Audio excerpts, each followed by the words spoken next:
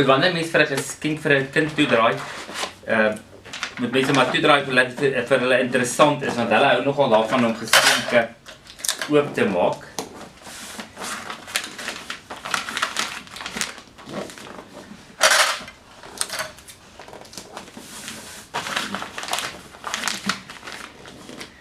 En as mens iets het om toe te draai, kan mens altyd 'n boksie kry of iets kry om dit basies net vir hulle om die goedjies in te sit, dan is dit baie makliker om dit eintlik te doen.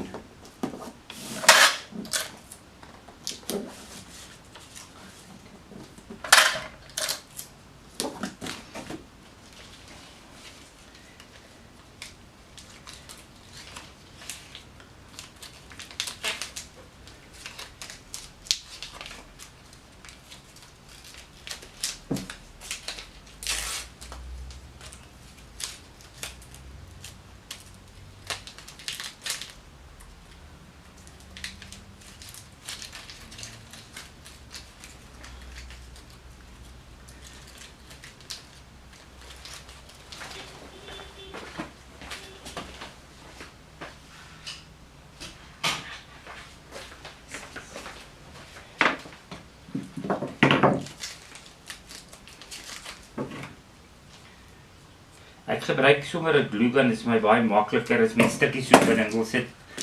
Dit gaan net baie vinniger.